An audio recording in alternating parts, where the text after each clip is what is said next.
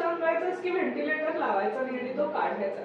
Mentor म्हणून मी आज त्याला मिस करते, एक चांगला फ्रेंड म्हणून मी आज त्याला मिस करते.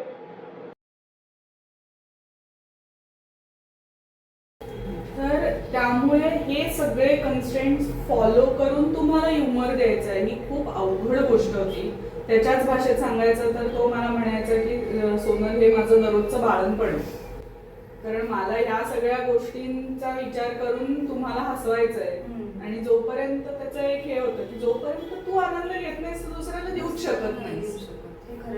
त्याच्यामुळे तुला आधी 100% आनंद मिळायला पाहिजे, तेव्हा तू काहीतरी करतोस त्याच्यातनं तुझा 80% पोहोचणार आहे.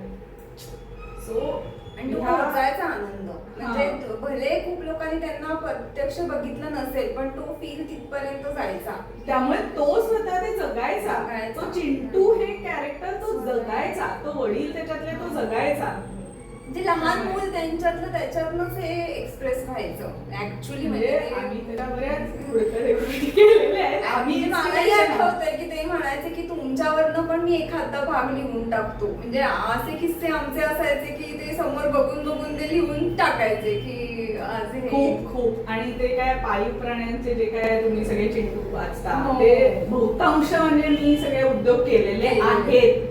आणि ऍक्च्युली असं की घरी बिस्किट टाकत वगैरे आली आणि मग अरे तो आला बघ पाठीमागे वगैरे असे हे. आणि ते खूप इनोसन्स होतं त्या लिखाणामध्ये. म्हणजे इव्हन मिनी चिंटूची भांडणं म्हणा ते तर आपली म्हणजे आपण तेव्हा इतके इनोसंट होतो त्या स्टेज मधलं ते उतरवायचे त्या ह्याच्यात. इतकं म्हणजे कौतुक वाटतं. आजच्या मुलांना तर हे माहिती पण नसेल. आवर्जून मी सांगते की तुम्ही खरंच ते घ्या चिंटू आणि वाचा. आता जे कोणी म्हणजे आता त्याचे 30 भाग ब्लॅक अँड व्हाईट पुरंदरे प्रकाशननी पहिले काढलेले आहेत. त्याच्यानंतरचे जे सगळे आहेत ते रंगीत चिंटू आपल्याला बघायला मिळतो, जे सकाळनी प्रकाशित केलेले आहेत. त्याचीही पुस्तकं आता आपल्याकडे मार्केटमध्ये अवेलेबल आहेत. जर कोणी आवर्जून वाचा. आम्ही तर सगळ्यांनी लहानपणापासून ते बघितलंय वाचलंय त्यामुळे खरंच आता जे मुलं आहेत. म्हणजे मी चिंटूची मोठी बहीण आहे हे सांगायला मला म्हणजे ही ओळख माझी मला सगळ्यात जास्त आवडते सांगायला की मी आज चिंटूची मोठी बहीण आहे यासाठी. आणि त्यांचं म्हणजे ना कौतुक करायचा एक खूप छान स्वभाव हा मी ऑब्झर्व केलाय. म्हणजे खूप लोकांना ना दुसऱ्याचं कौतुक करणं जमत नाही किंवा करतात तरी आर्टिफिशियली करतात. पण मी इतकं म्हणजे त्यांना आवडायचं उत्स्फूर्तपणे एखाद्याला छान म्हणणं. आणि ती लकप त्यांच्यात इतकी सुंदर होती ना. म्हणजे त्यांना ती जाणीव होती की दुसरी एखादी गोष्ट पण एखाद्या व्यक्ती छान करतोय याचं मला खूप कौतुक वाटतं. 2 गोष्टी म्हणजे ज्या मी आतापर्यंत खूप फॉलो करते त्या म्हणजे पप्पाचं एक वाक्य आहे की दुसऱ्याला कमी लेखून तुम्ही कधी मोठे होऊ शकत नाही. जे हे खूप आता मला घडवण्यासाठी हे खूप महत्वाचं वाक्य होतं की तुम्ही त्याला नावं नाही ठेवायची. तुम्ही तुमच्यामध्ये वाढवा ना, तुमच्यामध्ये तुम्ही काय जे काय आहे त्याच्यामध्ये गोष्टी करा. म्हणजे आता ऑब्विसली म्हणजे आपण टीनेज असतो त्यावेळेला असंच असतं ते, आपण नाहीच लक्ष देत. पण नंतर आपल्याला जसं असं हे होतं तेव्हा कळायला लागतात की अरे नाही, आपल्याला खूप गोष्टी ह्या ज्या आपण बघून शिकलो, असं कोणी हात धरून आपल्याला शिकवलं नाही. पण ही एक गोष्ट. दुसरी गोष्ट म्हणजे की आजतागायत माझ्याकडे चिंटूचे सगळा सेट आहे असं झालेलं नाही. कारण पप्पाचा हा गुण एक आहे की म्हणजे दानशूर करणं असं आम्ही त्याला कधी म्हणायचो. आणि मी एक्सपिरियन्स जवळून केलंय.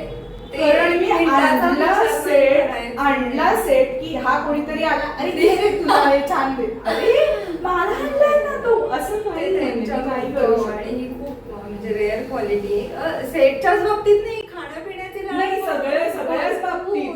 पण हे म्हणजे मला काय होतं, मी त्यावेळेला खूप लहान होते ना, त्यावेळेला माझं पुस्तक कोणाला तरी दिलं असं. पण सगळ्याच्याच बाबतीत सगळ्या बाबतीत तो तसा होता. आणि सेल्फलेसली लव्ह.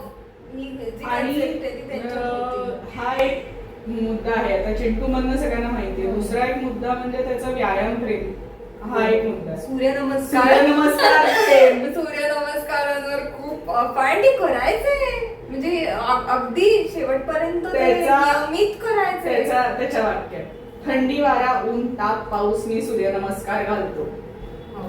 आणि जे कोणी मला सलग 3 महिने न चुकता 90 दिवस सूर्यनमस्कार घालून दाखवतील त्यांना त्या म्हणशील त्या हॉटेलमध्ये म्हणशील तिथे पार्टी, हे त्याचं वाक्य आहे. हो.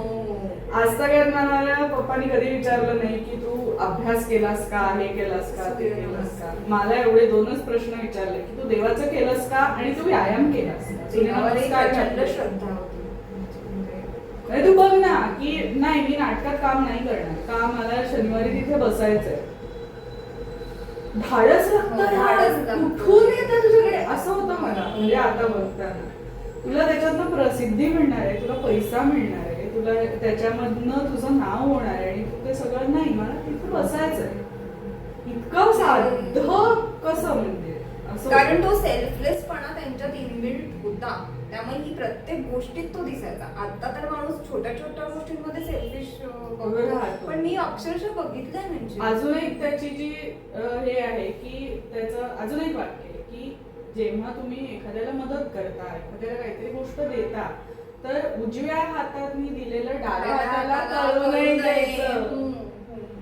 म्हणजे इथपर्यंत तो गेल्यानंतर जेव्हा लोक लिहायला लागले त्याच्याबद्दल, जेव्हा लोक त्याच्याबद्दल सांगायला लागले, त्यावेळेला लक्षात आलं की अरे यांनी एवढ्या लोकांना एवढ्या एवढ्या पद्धतीने मदत केली आहे आणि एवढं काय काय सांगितलंय. आणि म्हणजे अजात शत्रू हा एक आपल्याकडे शब्द आहे मराठीमध्ये, तर तो त्याला फिट बसतो असं माझं म्हणणं आहे. कारण त्याला शत्रू असूच शकत नाही. कारण 2 वर्षाच्या बाळापासून ते 80 वर्षाच्या म्हाताऱ्यापर्यंत सगळे मित्रच आहेत त्याचे. आणि अक्रॉस द पार्टी, म्हणजे पॉलिटिकल पार्टी असू देत किंवा आशय असू देत, कारण न्यूजपेपर बदला होता, त्यामुळे माणसं जोडणं काय असतं हे खरंच मी तर त्यांच्याकडनं जवळून बघितलंय. म्हणजे बरेचदा हे मी अनुभवलंय की कुठेतरी मी चाललीये आणि मला वाटेत थांबवून लोकांनी तू बब्याची पोरगी ना, म्हटलं हो, पण मी तुम्हाला नाही ओळखत. कारण त्याला माझी सगळी हिस्ट्री माहितीये, कारण हा त्याचा मित्र आहे. आणि प्रभाकर असं मी त्याचं नाव कधीच कोणाच्याच तोंडून नाही. मला म्हणायचं ते, तू मला अहो म्हणू नको, मी एकटी म्हणायचे त्यांना अहो काका. त्यांना असं व्हायचं अरे म्हण मला, अरे. आणि मला ते व्हायचं नाही.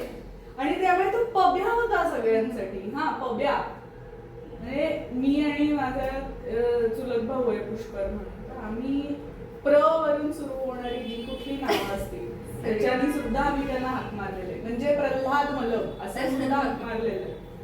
आणि ते एन्जॉय करायचे. म्हणजे आम्ही 18, मला आठवतंय 15-16 वर्षाचे आम्ही असू तर ते पण त्याच एजचे म्हणून एन्जॉय करायचे. असं कधीच वाटायचं नाही की बापरे आपण ह्यांच्यासमोर ही डिस्क्लोज करायचं का, बोलायचं का, अजिबात नाही. म्हणजे मी माझ्या आई बाबांना अशा गोष्टी नाही सांगू शकत, पण मी त्यांना सांगू शकायचे. तर मी आत्ता जेव्हा आफ्टर मॅरेज लाईफ मी इतकी मिस करते. म्हणजे मला असं होतं की काही गोष्टी मी माझ्या पॅरेंट्सशी पण नाही बोलू शकत आहे, पण असं क्षणोक्षणी वाटायचं की काश यार मला हे बोलायचं आहे. आणि ते तेवढ्या स्पॉन्टेनियसली सोल्युशन पण द्यायचे, जे माझे पॅरेंट्स पण नाही हे करू शकत.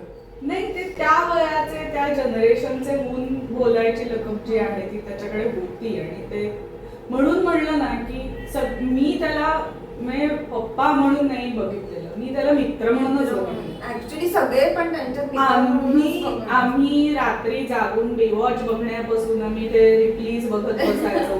म्हणजे मला कधी असं अवघडले पण कुठल्याच बाबतीमध्ये आलं नाही. मी आयुष्यातला फर्स्ट मूवी इंग्लिश मूवी म्हटलं तर ह्यांच्या घरी बघितलं. कारण आमच्याकडे नियम होता, नियम इंग्लिश बॉलिवूड मूवी मी कधीच बघितले नव्हते. आणि काका नाही बघ तू हे काय बॉलिवूड बघतेस, नियम होता आमच्याकडे. हिंदी बघायचं नाही. अॅनिमल प्लॅनेट तू बघू शकतेस, डिस्कवरी तू बघू शकतेस, कार्टून्स तू बघू शकतेस, इंग्लिश तू पिक्चर्स बघू शकतेस. काय लग्नाच्या कॅसेटी बघत बसता असं म्हणून मला हिंदी ते बघू द्यायचा नाही तो. हिंदी त्याच्यामुळे मी हिच्याकडे बघितले. त्यामुळे आम्ही ते वाचन, दुसरं वाचनाची आणि व्यासंग त्याचा जो होता तो जबरदस्त होता. म्हणजे वाचनाची आवड मला जी लागली ती फक्त त्याच्यामुळे लागली आहे. आईला पण माझ्या खूप वाचनाची आवड आहे. म्हणजे दोघांचंही पुणे महानगर हे माहितीये ना, पुणे मराठी ग्रंथालय, हो. त्यांची लाईफ टाईम मेंबरशिप आहे तिथे. तिथली सगळी अनुवाद असू दे, हे वाचू दे, खूप पुस्तकं त्यांनी वाचली आहे. आता तो गेल्यानंतर त्याच्या कलेक्शन मधली पण सगळी आम्ही तिथे दिलेली आहे. पण त्याचं म्हणजे असं होतं ना की त्याला काहीही वाचायला चालायचं. म्हणजे तुम्ही एखाद्या गोष्ट रॅप करून आणली असेल एखाद्या पेपरमध्ये आणि ती नंतर इथे ठेवली तर ती आपण वाचत बसत नाही ना, आपण फेकून देतो ते रॅपर काढून. हा ती काढून वाचून हे करून आणि ते जाता आता डस्टबिन पर्यंत जाता आता वाचून झालेलं असायचं त्याचं. म्हणजे स्पीड होता, वाचनाची आवड, ग्रास्पिंग आणि प्लस ऍक्टिंग हे सगळं इनबिल्टच होतं. आणि तेवढा व्यासंग असल्यामुळे त्या प्रतिभेने साथ दिली आहे त्या चेंडू करायला. म्हणजे प्रतिभावंत माणूस हे जे आपण म्हणतो ते हुबेहूब मी म्हणेन की त्याच्या मागे कष्ट ऑब्व्हियसली आहे, हो. खूप आहे. म्हणजे मी खूप म्हणायचे की सगळेजण सुट्टीमध्ये ह्याला जातात, कुठेतरी ट्रिपला जातात, हे जातात, आपण का नाही जात? नाही, चिंटू लिहायचा असतो, मला नाही जमणार आहे. तू जाऊन ये ना, मी तुला कुठे अडवलंय का? आणि ते एवढे हसवायचे की त्यांचं काय पर्सनल दुःख आहे कधीच कळायचं नाही, नाही. तो म्हणजे कधीच कळणार, कधीच कधीच नाही. नाही. हे जे आपण म्हणतो ना अंतर मनातला आपला जो एक सॅड हे तो कधीच म्हणजे इतकी लोक मी पण बघितले त्या कुठेतरी आपल्याही चेहऱ्यावर दिसतं आपलं. पण मला एवढ्या ह्याच्यामध्ये कधीही असं वाटलं नाही की हे दुःखी आहेत किंवा ह्यांचा अप्रोच दुःखी आहे लाईफकडे, अजिबात नाही, 1% पण नाही. सो ते खूप शिकण्यासारखं आहे. आणि जे आता तर मुलं एवढ्याशा गोष्टीवरनं हे करतात तर नाही म्हणजे त्यांच्याकडनं मी पण खूप शिकली आहे. म्हणजे बऱ्याच गोष्टी अशा आणि हसत खेळत जे ती मेथड महत्वाची की एखाद्याला हसत खेळत सांगणं. म्हणजे त्याचं कधी असं बर्डन नाही वाटलं एखाद्या गोष्टीचं सांगण्याचं की बाबा हा हे असं असतं, हो असंच असतं, कारण असं बघत गेलोय ना आपण. त्याच्यामुळे त्याचं वावगं नाही वाटलं, वेगळं नाही वाटलं, काही सांगणं नाही झालं. आई बाप्पांनी दोघांनी पण ना त्यांच्या वागण्यातून आपल्याला शिकवलंय असं मला वाटतं. ऍक्शन्स इम्पॉर्टंट आहे. थेअरीपेक्षा मला वाटतं की तुम्ही जे मुलांच्या समोर आणि घरातला जो काय म्हणतो ना खांब जो आहे ना, जो प्रॉपर असं ज्याला आपण की ज्याच्यावरती सगळं घर उभं, ती माझी आई आहे.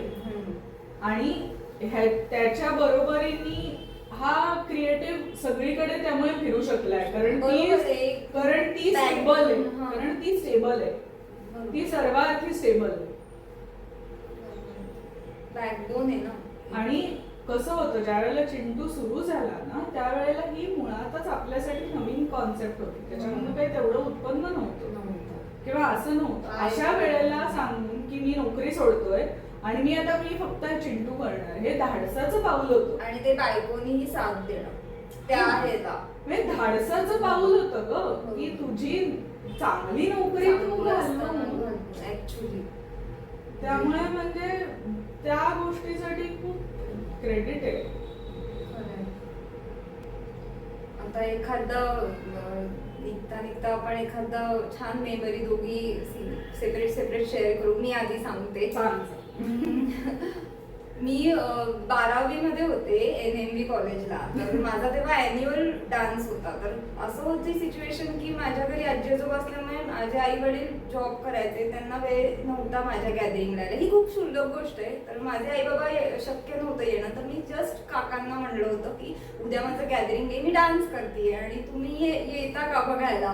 तर मला अपेक्षा नव्हती, ते काही तेव्हा बोलले नाहीत, हो पण म्हणले नाहीत, नाही पण म्हणले नाहीत. त्यांनी ऐकून घेतलं. मला टायमिंग वगैरे विचारलं किती वाजता आहे काय आहे सगळं, पण मला काही उत्तर दिलं नाही. तर माझ्या डोक्यात नंतर तर गेलो. आणि मग दुसऱ्या दिवशी माझा तो प्रोग्राम झाला. मी घरी आले, ही शेजारी राहायची माझ्या. तर ऍज युजल मी संध्याकाळी हिच्याकडे गेले सांगायला अपडेट की मस्त झालं.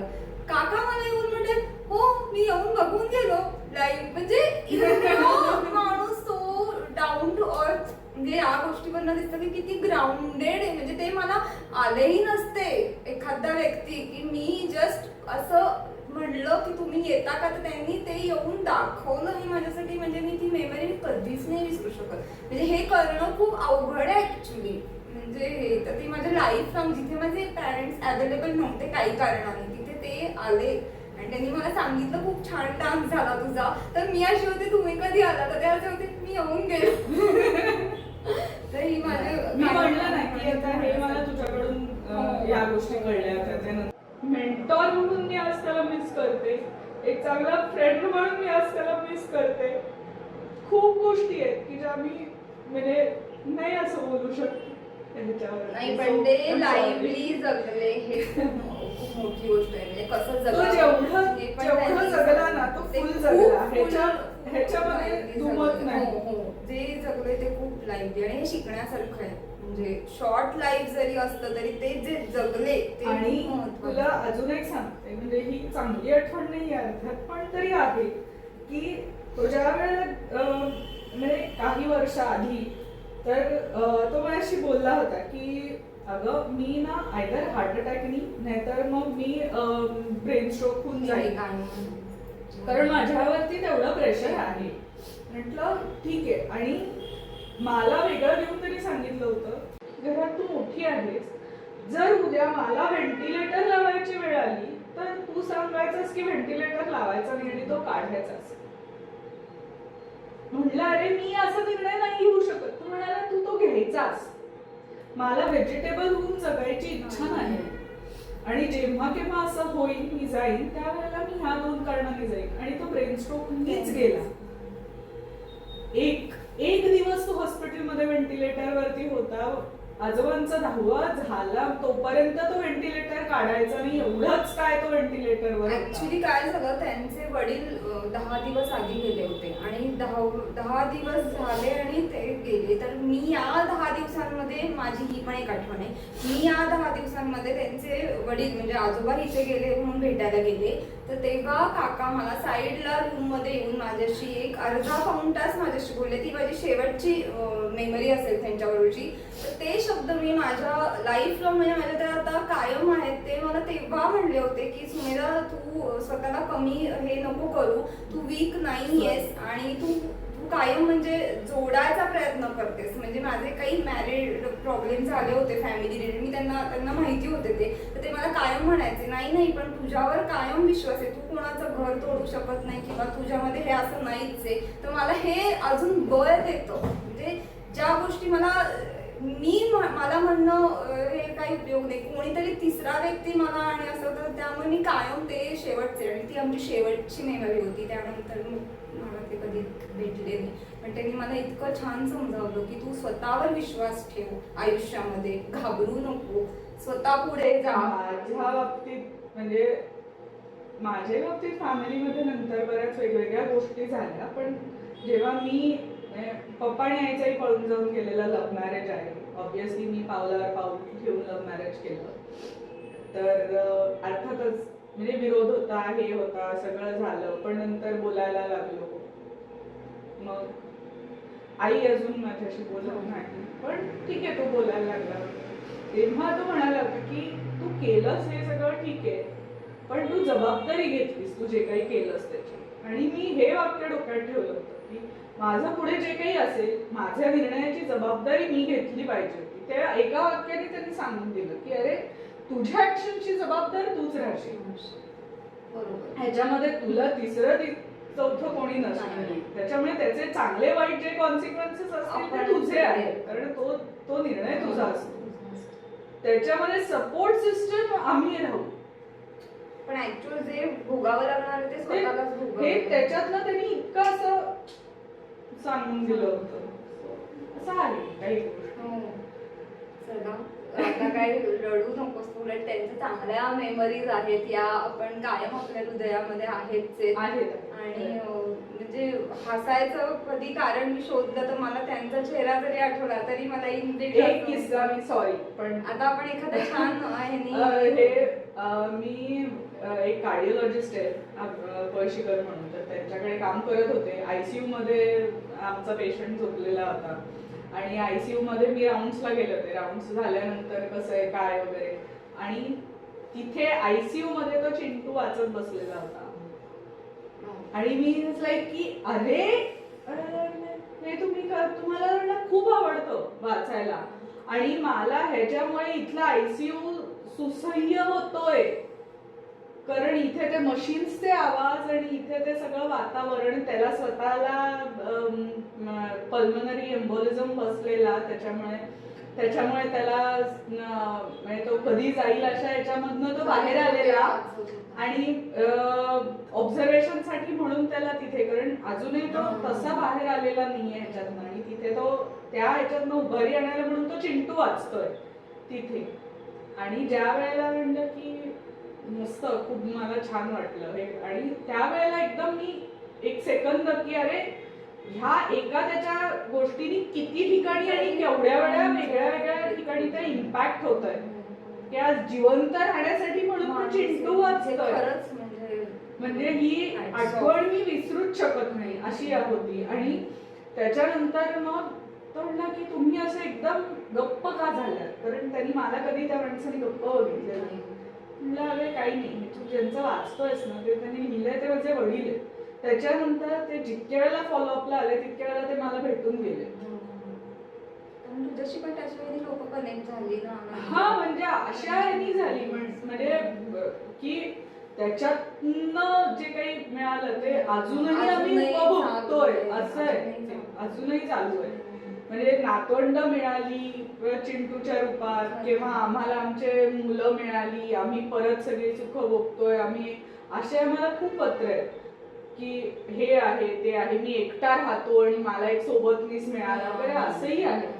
आम्ही मराठी त्या चिंटूवरून शिकलो अशी पत्र घरी आलेली आहे की आमच्या नातवंडांनी सगळे अमेरिकेमध्ये वाढले, येथे त्यांना मराठी येत नाही तर चिंटू वाचून वाचून मराठी शिकले वगैरे. पण हा म्हणजे अशक्य होता की आयसीयू मध्ये आहेस तू आणि चिंटू वाचतोय, हे माझ्यासाठी खूपच वेगळं होतं. तर on good note, yes, on good note आपण काहीतरी छान 2 वाक्य बोलू आणि हा एपिसोड इथे संपू. आणि सगळ्यांना, तुम्हाला पण कोणाला काहीही कमेंट्स करायचे असेल किंवा कोणी अजून फॅन असतील त्यांचे काही त्यांच्याविषयी बोलायचं असेल तर तुम्ही नक्की कमेंट बॉक्समध्ये कमेंट करा आणि आमच्यापर्यंत तुमचे फिलिंग्स येऊ देत. त्याचे नवीन काही आठवणी असतील तुमच्या आणि त्याच्या काही इंटरॅक्शन असतील ते मला ऐकायला वाचायला जरूर आवडतील. प्लीज तुम्ही त्याच्यावरती नक्की लिहा आणि ह्या पॉडकास्टला पूर्णपणे नक्की ऐका. थँक्यू. Thank you so much.